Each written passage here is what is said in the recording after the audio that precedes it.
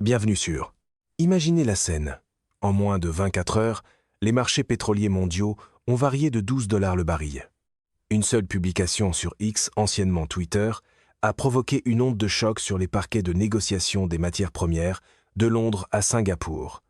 Les compagnies maritimes se sont précipitées pour détourner des pétroliers transportant 20% de l'approvisionnement mondial en pétrole. Et à Téhéran, les rues ont explosé, non pas avec des manifestants anti-gouvernement, mais avec des partisans du régime, furieux, trahissent, exigeant des réponses des mêmes personnes qu'ils soutenaient depuis des décennies. Voilà la réalité de l'Iran, en ce moment. Un pays qui se déchire de l'intérieur. Un régime qui vient de céder son levier le plus puissant avec une seule publication sur les réseaux sociaux. Et un guide suprême, l'homme censé tout diriger, qui n'a pas été vu ni entendu depuis plus d'un mois. La séquence d'événements qui a fait éclater l'ordre interne de la République islamique a commencé un vendredi. Le ministre iranien des Affaires étrangères, Abbas Araghchi, a publié une déclaration sur X qui a stupéfié le monde. Dans ses propres mots, et voici la publication exacte attribuée directement au ministre des Affaires étrangères, il a écrit que, conformément au cessez-le-feu au Liban, le passage de tous les navires commerciaux par le détroit d'Ormuz est déclaré complètement ouvert pour la période restante du cessez-le-feu. Il est même allé plus loin, en affirmant dans une publication distincte que l'Iran avait accepté de ne plus jamais fermer le détroit d'Ormuz. Relisez cela, ne plus jamais le fermer. Cette déclaration n'a pas seulement surpris la communauté internationale. Elle a explosé à l'intérieur même du gouvernement iranien, comme une grenade. En quelques heures, des dirigeants du Parlement la dénonçaient. Les commandants du IRGC étaient furieux. Les canaux médiatiques pro-régime étaient dans un désarroi visible. Et la faction politique, qui naviguait prudemment dans les négociations avec les États-Unis, la faction qui croyait que son moment était enfin venu, s'est soudain retrouvée assiégée de toutes parts à l'intérieur du régime. Et voici le contexte. Il faut absolument comprendre pourquoi c'est si important. Le détroit d'Ormuz est un goulet d'étranglement de vin et un mille de large à l'entrée du golfe Persique. Par ce passage étroit, transite environ 20% de tout le pétrole et du gaz naturel liquéfié échangé dans le monde. Selon la Energy Information Administration des États-Unis, environ 17 millions de barils de pétrole passent par ce détroit chaque jour. Quand l'Iran a menacé de le fermer, ou a réellement restreint la circulation à travers lui, les marchés mondiaux de l'énergie sont presque tombés dans la panique. Les prix du pétrole ont dépassé 100 dollars le baril. Cette flambée n'était pas seulement un inconvénient économique. C'était une pression politique sur les États-Unis, sur l'Europe, sur tous les gouvernements qui dépendaient d'une énergie bon marché pour garder leur économie stable. C'était le levier de l'Iran. C'était la seule carte qu'il avait en main. Et vendredi, son propre ministre des Affaires étrangères l'a joué gratuitement. La réaction des marchés mondiaux a été instantanée. Comme l'a rapporté The Week, les prix du pétrole ont chuté de 12 dollars le baril dans les heures qui ont suivi la publication d'Araghchi. Les marchés, qui se préparaient à une perturbation prolongée, ont soudainement soufflé. La prime de peur qui avait été intégrée au prix du brut pendant des semaines a commencé à s'évaporer. Les traders qui intégraient un risque de guerre ont commencé à déboucler leurs positions. D'un point de vue strictement financier, l'Iran venait de donner aux États-Unis et aux marchés mondiaux exactement ce qu'ils voulaient, sans obtenir une seule concession en retour. Aucun allègement des sanctions, aucune fin du blocus naval, aucun cadre de paix à long terme, rien. Et quelque part dans l'univers Trump, cela compte probablement comme une leçon magistrale de diplomatie. Obtenir le résultat, sauter la paperasse, puis appeler cela du levier quand même. Il faut s'arrêter un instant là, dessus, parce qu'il vaut la peine de comprendre à quel point la dynamique des prix du pétrole est importante dans l'ensemble de ce conflit. Quand la guerre a commencé et que l'Iran a commencé à restreindre le trafic dans le détroit d'Ormuz, les marchés de l'énergie ont fait exactement ce qu'ils font toujours dans ce genre de menaces. Ils ont intégré le risque dans les prix. Le pétrole a dépassé 100 dollars le baril. Les prix de l'essence aux États-Unis ont commencé à grimper. Les coûts du mazout de chauffage en Europe ont bondi. Chaque conducteur qui faisait le plein, chaque compagnie aérienne qui calculait ses coûts de carburant, chaque fabricant qui faisait tourner son équipement industriel, tous ont ressenti la pression. Et cette pression s'est transformée en pression politique sur l'administration Trump, sur les gouvernements européens, sur chaque dirigeant dont la cote d'approbation dépend en partie du coût de l'énergie. C'était le mécanisme. C'était ainsi que l'Iran comptait forcer des concessions à la table des négociations, non pas par la puissance militaire, parce que son armée est largement brisée, mais par une douleur économique transmise aux électeurs par le prix de l'essence. Et avec une seule publication, son ministre des Affaires étrangères a retiré ce mécanisme. Les prix du pétrole sont tombés sous les 90 $ pour la première fois en plusieurs semaines. Ils étaient au-dessus de 100 $ ce matin-là même et sont descendus jusqu'à 83 $ le baril au cours de la même séance de négociation. La pression économique et politique sur Washington s'est évaporée presque instantanément. Quel que soit le levier que l'Iran possédait dans les négociations en cours, il s'est vidé en temps réel sur les écrans des marchés, à la vue de tous. C'est la partie embarrassante pour un mouvement qui aime faire campagne comme si chaque étiquette de prix était un référendum personnel sur le génie de Trump. Les marchés n'applaudissent pas sur commande, et les prix à la pompe ne saluent pas le podium. Et c'est là que commence réellement le séisme interne en Iran, parce qu'il faut comprendre comment l'Iran est réellement gouverné en ce moment. L'Iran n'a pas un seul gouvernement unifié. Il a plusieurs centres de pouvoir, tous en concurrence, tous méfiants les uns envers les autres, tous déterminés à faire en sorte que, lorsque cette guerre prendra fin, ce soit eux qui en sortent gagnants. Il y a l'administration présidentielle du président Massoud Pezeshkian.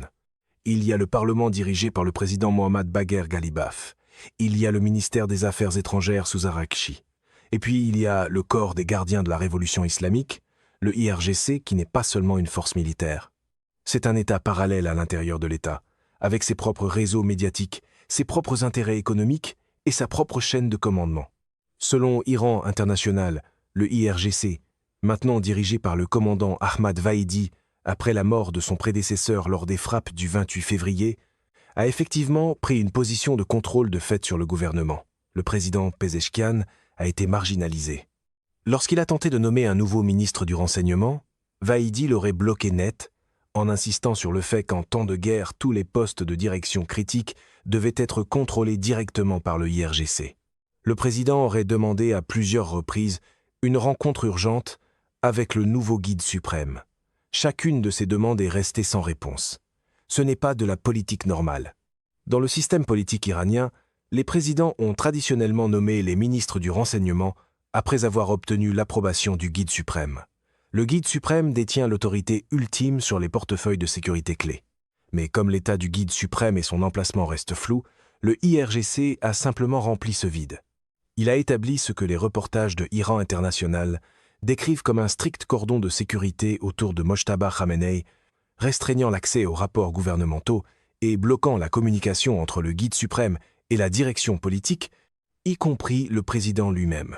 La question de savoir si Mojtaba Khamenei participe volontairement à cet arrangement ou s'il est de fait contrôlé par l'institution qui a imposé sa nomination est une question à laquelle il n'y a peut être pas de réponse claire vue de l'extérieur. Le Soufan Center, dans son analyse de la transition du pouvoir, a noté que la gouvernance s'est visiblement déplacée des institutions politiques vers des acteurs sécuritaires enracinés, issus des gardiens de la Révolution. En pratique, un conseil militaire composé d'officiers supérieurs du IRGC prend désormais les décisions quotidiennes de l'État iranien. Et cela nous amène au détail le plus extraordinaire de toute cette histoire. Le nouveau guide suprême de l'Iran, Mojtaba Khamenei, fils de l'assassiné Ali Khamenei, n'est apparu dans aucune vidéo, n'a pas parlé en public et n'a livré aucune allocution audio depuis qu'il a été élevé au plus haut poste du pays. Selon des reportages du Times of Israel, le IRGC a imposé son choix sous une pression politique énorme, le voyant comme une figure plus contrôlable que son père. 8 membres de l'Assemblée des experts auraient menacé de boycotter le vote à cause de ce qu'ils ont décrit comme de fortes pressions exercées par les commandants du IRGC. L'annonce a été retardée pendant des heures précisément parce que tant de figures influentes du régime s'opposaient à ce choix. Et depuis, silence. Quelques déclarations écrites ont été publiées en son nom, mais personne ne les lit à voix haute. Aucune vidéo, aucun audio confirmé, aucune apparition publique vérifiée. L'État est le lieu où se trouve l'homme qui est, sur le plan constitutionnel, la plus haute autorité en Iran demeure, comme l'a décrit Iran International, flou. Arrêtons-nous un instant. Le pays est en guerre. Ses ports sont sous blocus naval. Son économie est en chute libre. Ses factions politiques s'attaquent ouvertement les unes les autres.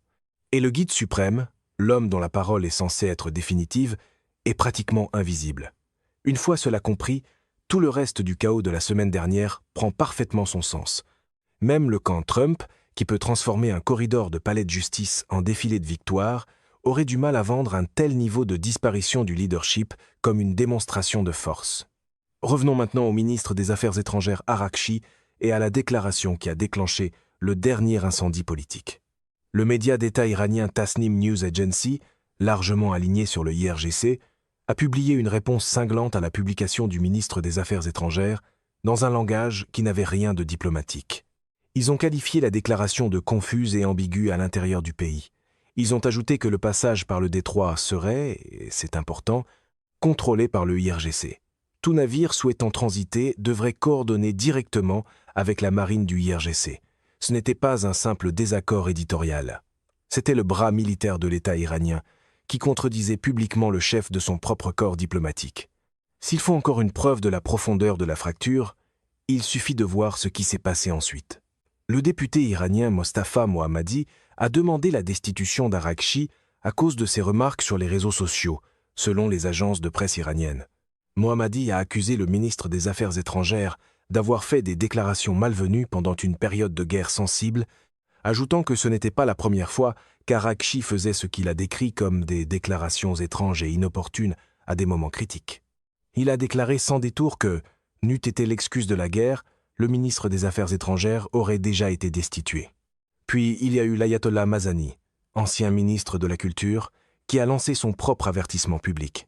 Il a déclaré que si le Conseil suprême de sécurité nationale, la plus haute instance sécuritaire en Iran, n'agit pas rapidement dans les moments sensibles et ne contrôle pas le récit, l'Iran subira de graves dommages dans ce qu'il a appelé la guerre psychologique et la guerre des récits. En langage clair, le régime était en train de perdre la guerre de la propagande et il la perdait parce que ses propres gens continuaient à dire les mauvaises choses au mauvais moment. Ils n'avaient pas tort. C'est aussi un problème familier dans l'orbite de Trump. Quand chaque micro devient un test de loyauté, la cohérence est généralement la première victime.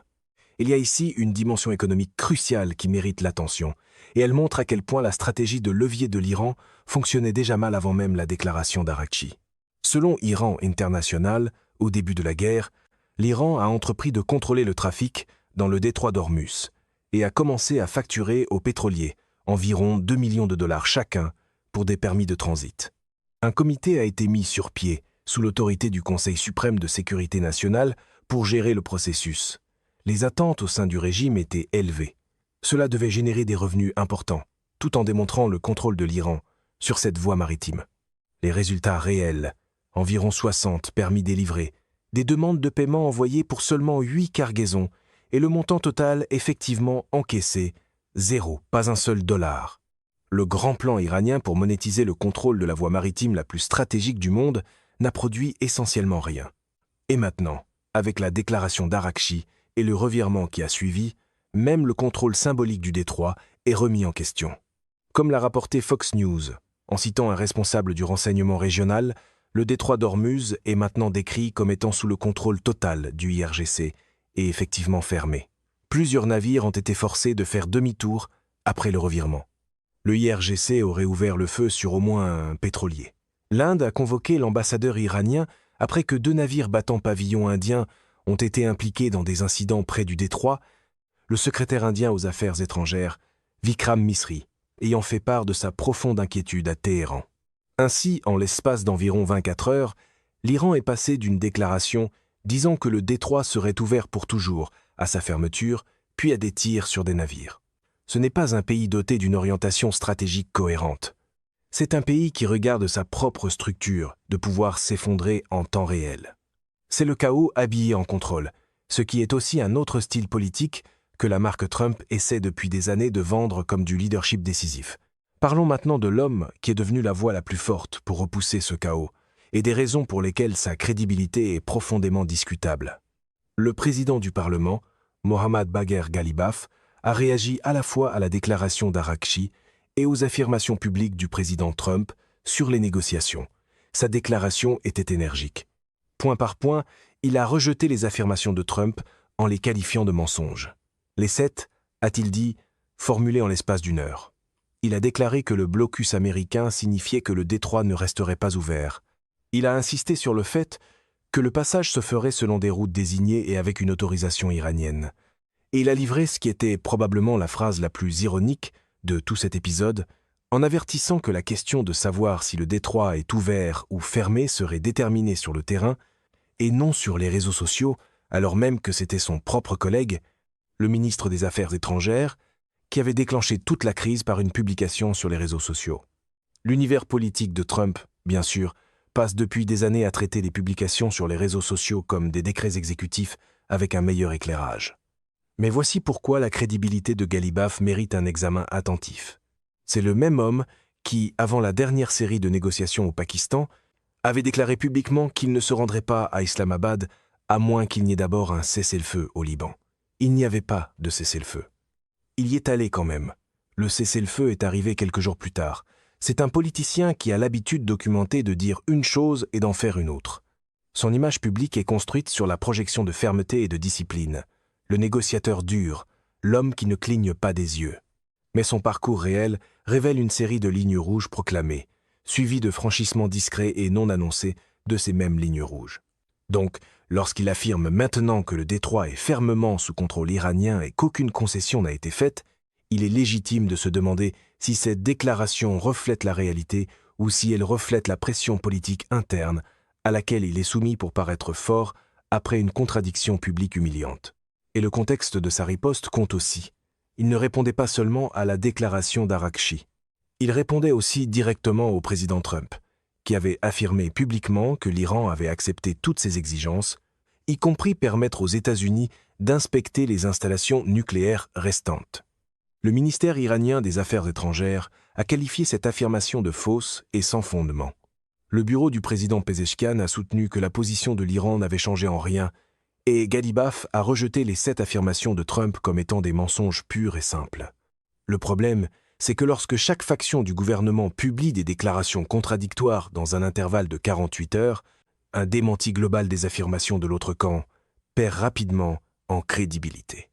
Les observateurs ne choisissent pas entre la version de Trump et celle de Ghalibaf. Ils regardent un régime se disputer avec lui-même et tirent leurs propres conclusions. Et l'habitude de Trump d'annoncer une victoire totale, avant même que la paperasse existe, n'améliore pas vraiment le climat de crédibilité. Cela transforme simplement chaque négociation en un autre rassemblement de campagne avec de meilleures cartes. Il y a une autre couche à cette histoire qu'il faut aborder, parce qu'elle relie le chaos en Iran à un individu très précis vivant à Glendale, en Californie. Au fil de cette guerre, des analystes et des observateurs ont remarqué quelque chose d'inhabituel à propos du compte officiel de Ghalibaf sur X. L'anglais des publications n'était pas seulement fluide, il était sophistiqué. Il démontrait une compréhension de la psychologie culturelle américaine, de la sous-culture Internet et de ce qu'on pourrait appeler les codes de communication de la génération Z, un type d'anglais et des choix de messages que quelqu'un plongé au cœur même de l'appareil gouvernemental iranien aurait été extrêmement peu susceptible de produire seul. Iranian Wire a mené une enquête. Et selon ses conclusions, l'homme soupçonné d'animer ce compte s'appelle Mason Zamanati. Il vit à Glendale, en Californie. Il vient d'une famille liée à l'élite de la République islamique. Il a des antécédents documentés dans la gestion de réseaux médiatiques pro-régime. Et selon l'enquête, il avait déjà été conseiller personnel de Ghalibaf en 2003, et il semble qu'il soit revenu à ce rôle pendant la guerre. Il faut maintenant mesurer l'ironie profonde de tout cela. Voici quelqu'un qui aime apparemment assez la République islamique pour mener des opérations d'influence en sa faveur, qui veut protéger un régime qui a passé des décennies à brutaliser 92 millions d'Iraniens, qui travaille à façonner un discours protégeant le système de toute reddition de comptes. Et il fait tout cela depuis le confort de Glendale, en Californie, à l'intérieur même du pays que la République islamique désigne officiellement comme le grand Satan. Il n'est pas seul dans cette hypocrisie. Les enfants et petits-enfants de l'élite du Parti communiste chinois sont éduqués dans des universités occidentales. Les familles des oligarques russes vivent dans des manoirs à Londres et à Dubaï. Les héritiers de l'élite révolutionnaire iranienne possèdent des passeports étrangers et des appartements dans des villes allant de Los Angeles à Toronto. Ils sont prêts à prolonger la vie de systèmes oppressifs, à condition de ne jamais devoir y vivre eux-mêmes. Et ce schéma révèle quelque chose d'important sur la véritable nature de ces régimes. Les personnes les plus engagées à les préserver sont aussi celles qui tiennent le plus à rester à l'abri de leur emprise. Cette contradiction ne semblerait pas étrangère non plus à l'écosystème Trump, où le théâtre populiste se joue souvent dans des clubs privés aux moulures dorées et aux listes d'accès très sélectives. Prenons maintenant un peu de recul pour regarder le tableau d'ensemble. Parce que ce qui se passe en Iran n'est pas seulement un drame politique intérieur. Cela a de profondes implications sur la trajectoire de ce conflit et sur l'économie mondiale. La guerre elle-même a commencé le 28 février, selon les reportages d'Al Jazeera, et elle a fait plus de 3000 morts.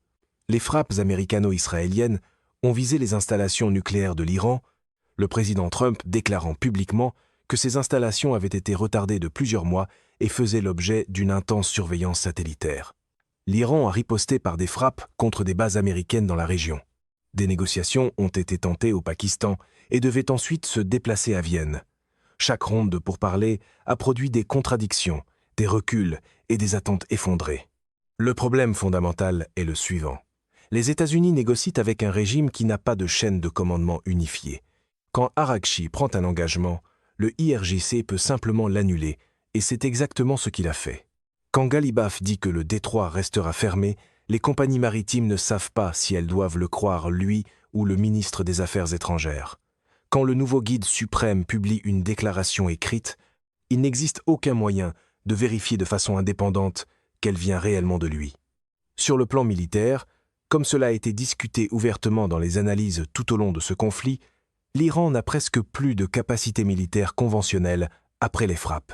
Ce qui reste de son aviation et de son infrastructure de missiles est sévèrement dégradé. Le principal levier qui reste au IRGC est sa capacité à utiliser des essaims de drones et des moyens navals pour perturber la navigation dans le détroit d'Ormuz. C'est tout. C'est l'ensemble du tableau de menaces militaires. Et même ce levier a maintenant été compromis par l'annonce du ministre des Affaires étrangères. Le revirement chaotique qui a suivi ne fait qu'aggraver les dégâts de crédibilité. Comme l'a rapporté Crisis Group, Trump a clarifié sa position dans une déclaration publique. Il envisagerait un cessez-le-feu lorsque le détroit d'Ormuz sera ouvert, libre et dégagé.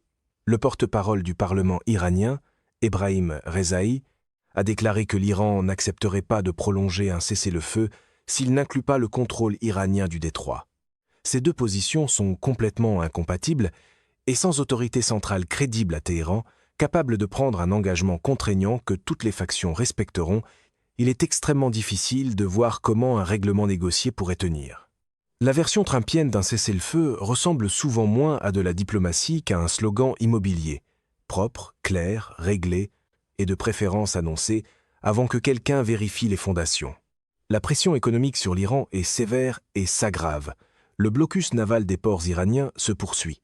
Le rial iranien a continué de perdre de la valeur.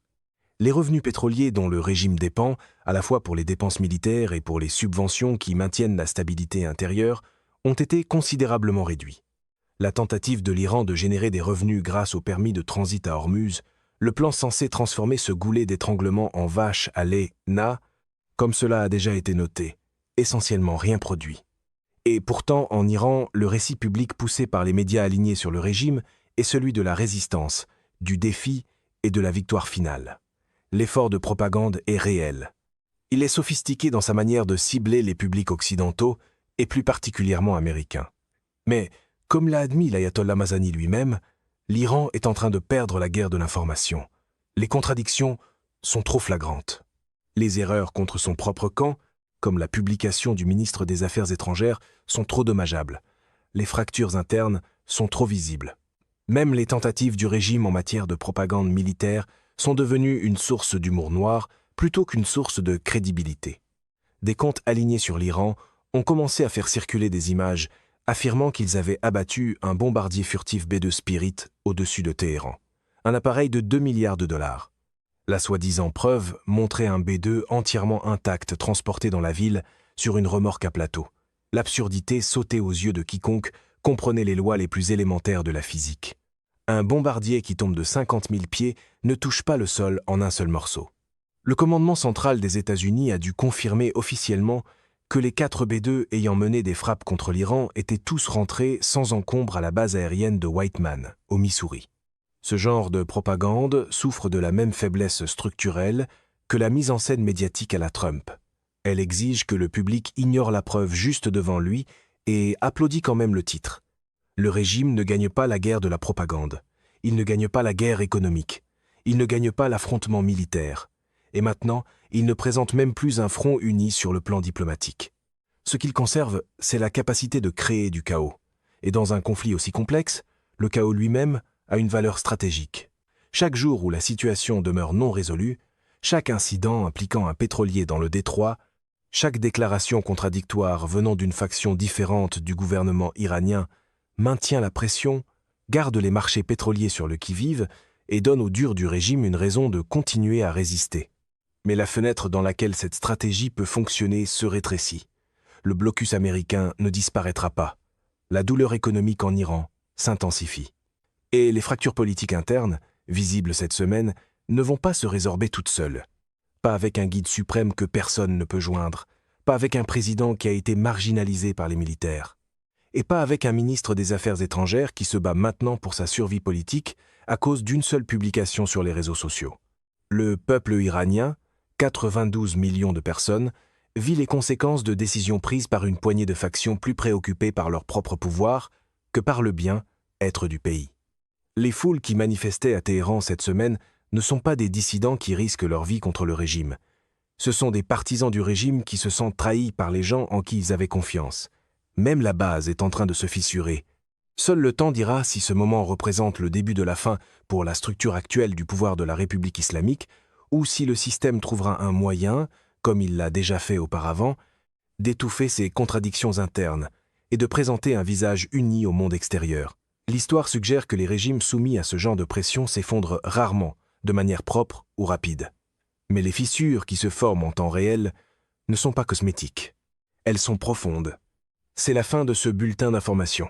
N'oubliez pas de vous abonner pour ne rien manquer de l'actualité en France et dans le monde.